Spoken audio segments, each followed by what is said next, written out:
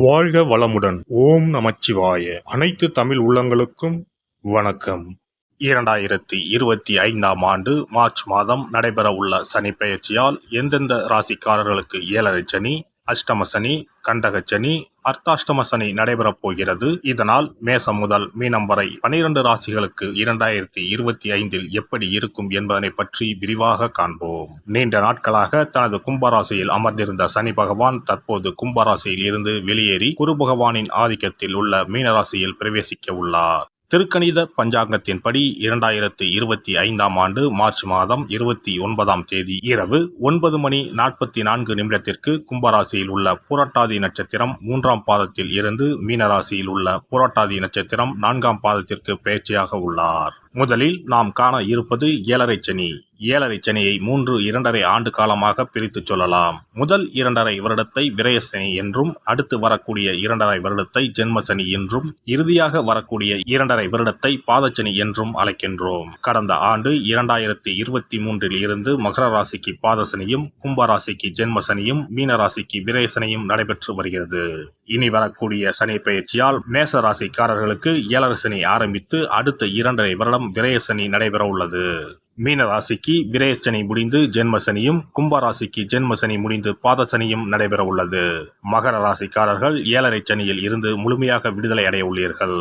ராசிக்கு 4ஆம் இடத்திற்கு சனி பகவான் வரும் பொழுது நடைபெறுவது அர்த்தாஷ்டம சனியாகும். ராசிக்கு 7இல் சனி பகவான் வரும்போது நடைபெறுவது கண்டக சனியாகும். ராசிக்கு 8இல் சனி பகவான் வரும்போது அஷ்டம சனி நடைபெறும். வரும் சனி பெயர்ச்சியின் போது மகரம், கடகம், விருச்சிக ராசிக்காரர்கள் சனியின் பாதிப்பில் இருந்து விடுபட உள்ளீர்கள். மேச ராசிக்கு விரயச்சனியும், ரிஷப ராசிக்கு லாபச்சனியும், மிதுன ராசிக்கு கர்மச்சனியும், கடக ராசிக்கு பாக்கியச்சனியும் நடைபெறப் போகிறது. சிம்ம ராசிக்கு அஷ்டமச்சனி, கன்னி ராசிக்கு கண்டகச்சனி, துலாம் ராசிக்கு ரோகச்சனி, விருச்சிக ராசிக்கு பஞ்சமசனி, தனுசு ராசிக்கு அர்த்தாஷ்டம சனி, மகர ராசிக்கு சகாய சனி, கும்பராசிக்கு பாதசனி, மீன ராசிக்கு ஜென்மசனி நடைபெற உள்ளது. இனி இந்த பெயர்ச்சியால் உங்கள் ராசிக்கு உண்டாகும் சுபபலன் என்ன என்பதனையும், அசுபபலன் ஏற்படுமாயின் ராசிக்காரர்கள் செய்ய வேண்டிய பரிகாரம் என்ன, வழிபட வேண்டிய தெய்வம் யார் என்பதனை பற்றியும் விரிவாக காண்போம். நடைபெற போகும் இந்த சனி பெயர்ச்சியால் உங்கள் வாழ்வில் வளமும் நலமும் செல்வ செழிப்பும் பெற்று வாழ்வில் உயரிய நிலையை அடைய எல்லாம் வல்ல எம்பெருமானை வேண்டி விரும்பி கேட்டுக்கொள்கிறேன். மேசராசி அன்பர்களே, உங்கள் ராசிக்கு 11ஆம் இடத்தில் இருந்த சனி பகவான் தற்போது 12ஆம் இடத்திற்கு வருகிறார். அடுத்த 7.5 வருடம் உங்களுக்கு சனி பகவானின் தாக்கம் இருக்கும். உங்களுக்கு 7.5 சனி ஆரம்பம் ஆகிறது. எனவே வரும் மார்ச் மாதம் முதல் கவனமாக இருக்க வேண்டும். வீண் வம்பு வழக்கு, தேவையில்லாத பிரச்சனைகளில் ஈடுபட வேண்டாம். யாரிடமும் பணம் வாங்கவும் வேண்டாம், கொடுக்கவும் வேண்டாம். அவசர தேவைக்கு மட்டும் ஒன்றுக்கு பலமுறை யோசித்து வாங்கவும். முக்கியமாக கடன் கொடுப்பதை, ஜாமீன் போடுவதை தவிர்ப்பது நன்மை தரும். இந்த காலகட்டத்தில் தொழில், உத்தியோகம், கல்வி, பொருளாதாரம் ஆகியவற்றில் பல தடைகளை சந்திக்க நேரலாம். சில விஷயங்களில் பின்னடைவுகளையும் சந்திக்கலாம். எனவே கவனமுடனும் எச்சரிக்கையுடனும் செயல்பட வேண்டும். திருமணம் ஆகாதவர்களுக்கு திருமணம் கைகூடும். இந்த ஏழரை சனியில் திருமணம் செய்யலாம். வீடு வாகன யோகம் மட்டும் உடனே ஏற்படாது. வீடு கட்ட விருப்பம் உள்ளவர்கள் உங்கள் சுய ஜாதகத்தை பார்த்துவிட்டு பின் முடிவு செய்யுங்கள். உற்றார் உறவினர்களோடு கருத்து வேறுபாடு ஏற்படும். எனவே இந்த காலகட்டத்தில் வீண் விவாதங்களை குறைத்துக் கொள்வது நல்லது. குடும்ப உறவுகளில் சரியான புரிந்துணர்வு இருக்காது. இது உங்களுக்கு மன உளைச்சலை ஏற்படுத்தும். இதுவும் கடந்து போகும் என அமைதியாக இருப்பது நல்லது.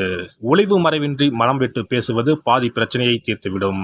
காதலில் பயணம் செய்வோர் அந்த உறவை கல்யாணத்தில் முடிக்கலாம். ஆனால் உங்கள் பேச்சில் நிதானமும் கவனமும் அவசியம். சமரச பேச்சுவார்த்தையால் காரியம் கைகூடும். கருத்து வேறுபாடு காரணமாக கணவன் மனைவி உறவில் விரிசல் வரலாம். வாக்குவாதத்தை தவிர்த்து வாழ்க்கை துணையின் கருத்துக்கு மதிப்பு அளிப்பதன் மூலம் உறவில் பிணைப்பை ஏற்படுத்தலாம். அவர்களிடம் உள்ள குறைகளை பார்க்காமல் நிறைகளை பாருங்கள். நிதி நிலையை பொறுத்தவரை பல நெருக்கடிகளை சந்திக்க நேரும். பண விஷயத்தில் மிகவும் கவனமாக இருக்க வேண்டும். உங்களின் சேமிப்பு கரையக்கூடும். எனவே செலவுகளை பட்ஜெட் அமைத்து செயல்படுவது நல்லது. முடிந்தவரை பணத்தை சேமிக்க முயலுங்கள். புதிதாக தொழில் ஆரம்பிக்க நினைப்பவர்கள் ஒரு முறை உங்கள் ஜாதகத்தை பார்த்து பின் ஆரம்பிக்கவும். எனவே புதிய முடிவுகளை எடுக்கும் முன் ஒரு முறைக்கு பலமுறை யோசிப்பது நன்மை நன்மை தரும். உத்தியோகத்தில் உடனடியான முன்னேற்றம் இல்லை என்றாலும் படிப்படியாக வளர்ச்சி இருக்கும். அதிக பணிகள் இருக்கும். குறித்த காலத்திற்குள் பணிகளை முடிக்க அதிக சிரமப்பட வேண்டியிருக்கும். வேலை தேடுபவர்கள் எந்த வேலை கிடைத்தாலும் அதை தற்போதைக்கு ஏற்றுக்கொள்வது நல்லது.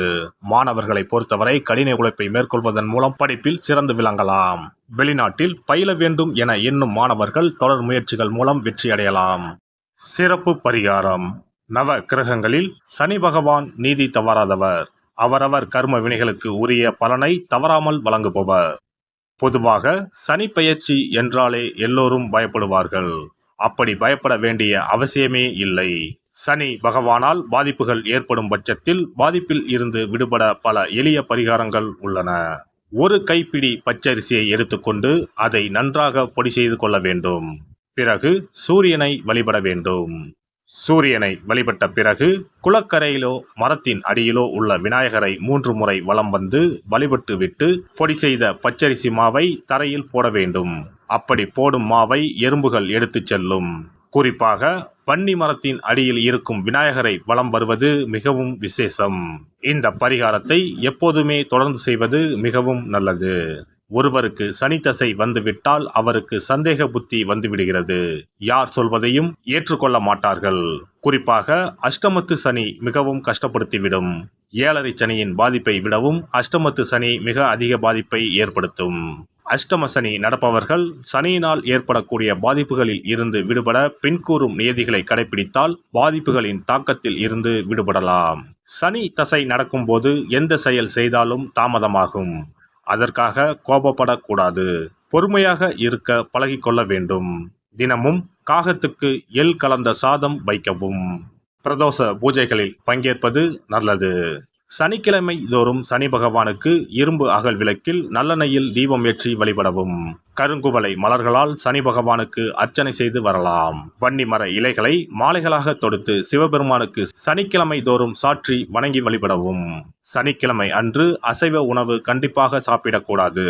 சனிக்கிழமை தோறும் நல்லெண்ணெய் குளியல் செய்தால் கெடுதல் குறையும். விநாயகர் வழிபாடு செய்யலாம். அனுமன் வழிபாடு சனி பகவானின் தொல்லைகளை குறைக்கும். ஞாயிற்றுக்கிழமை மாலை ராகு கால வேளையில் கால பைரவரை வணங்கி வரலாம். தேய்பிறை அஷ்டமி நாளில் கால பைரவரை வணங்கி வருவது நன்மை தரும். ஏழை மாணவர்களின் படிப்பு செலவுக்கு உதவலாம். சனி பிரதோஷ வழிபாடு செய்வது சிறப்பு. அன்னதானத்துக்கு உதவி செய்யலாம். சித்தர்களின் பீடங்கள் ஜீவ சமாதி பீடங்களுக்கு சென்று வணங்கி வழிபடலாம். வன்னி மரத்தை சுற்றி வந்து வணங்க வேண்டும். இதனால் சனி பகவானின் கொடுமையான பாதிப்புகள் விலகிவிடும். பிரதோஷ காலத்தில் சிவபெருமானுக்கு வில்வ இலை கொடுத்து வணங்க வேண்டும். தினமும் ராமநாமம் ஜபித்து வந்தால் சனி பகவானின் தொல்லையிலிருந்து தப்பிக்கலாம். கால்கள் இல்லாமல் நடக்க இயலாதவர்களுக்கு இயன்ற உதவியை செய்யலாம். இந்த வழிமுறைகளை முறையாக கடைபிடித்து சனியினால் ஏற்படக்கூடிய பாதிப்புகளின் தாக்கத்தில் இருந்து விடுபடலாம். எல்லாம் வல்ல இறையருளால் நீங்களும் உங்கள் அன்பு குடும்பமும் உடல் நலம், நீலாயுள், நிறை செல்வம், உயர் புகழ், மெய்ஞானம் ஓங்கி வாழ்க வளமுடன். இந்த வீடியோ பதிவு உங்களுக்கு பிடித்திருந்தால் லைக் பண்ணுங்க, கமெண்ட் பண்ணுங்க, ஷேர் பண்ணுங்க. மறக்காம சப்ஸ்கிரைப் பண்ணுங்க. பக்கத்துல இருக்கிற பெல் பட்டனை கிளிக் பண்ணுங்க. நன்றி, வணக்கம். ஓம் நமச்சிவாய. சிவாய நம.